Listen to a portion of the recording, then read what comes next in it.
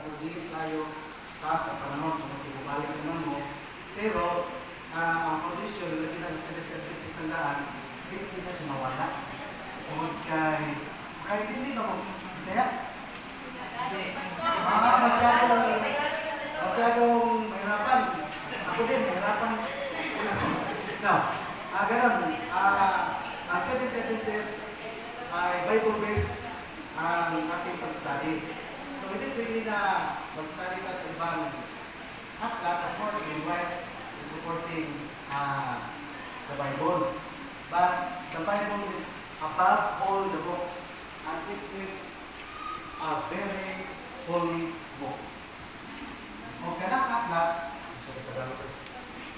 at ang aklat na yan ay composed of how many books? 66 books. From Genesis to Revelation. Okay, nabasa naman sa Bible lang, wala nang problema. Pero, sayang na. Kung sa wala sa mga gikan ba?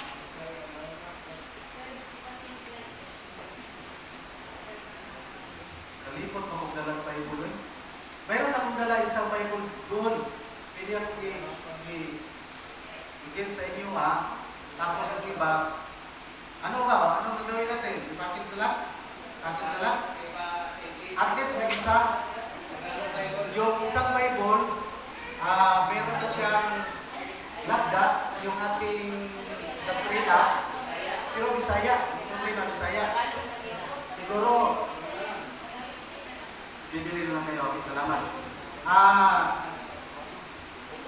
As well as sa Bible and Bible alone ang ating babasihan sa ating doktrina. Now, ang Seventh Adventist ay well known na magsasamba ng Sabbath Day.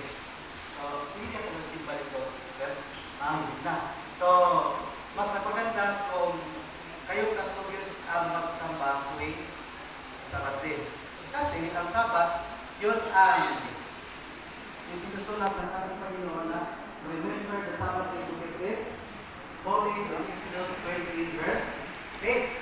Bakit ating, sa Tagalog sa remember, bakit ating tandaan? Kasi kadalasan ngayon sa mga tao, dahil busy sila, walang panahon sa Panginoon, ang Sabbath day ay nalimutan. And of course, sa Bisaya pa, buinas kayo, buinas, very fortunate. It's because she was a Seventh Adventist before, pero sa iyo kasi hindi sa iyo Seventh Adventist kaya siya. Mamagani nga, now, iya i-prioritize before mo flight tomorrow, na matubawan mo sabi, focus naman. Okay, so every Sabbath, and you know, brothers and sisters, hindi tayo nag-aalangan, kung mag-aalangan sa pagsimba ng Sabat. Kasi sa unang panahon na si Jesus Christ na nandito pa sa earth, siya din ay nagsasamba tuwing Sabado. According to Luke 4:16. Sabi dyan sa Bisaya, hindi ka na pagsulti sa Bisaya, mga Bisaya? Inumduman mo ako, hindi. Bisa na? Bisaya, Luke 4:16. Sumala sa nabatasan ng Ingles. Ano ito na? Sa Tagalog sa nabatasan? According to what Jesus practiced, he always going to church every Sabbath. It's because amoni siya.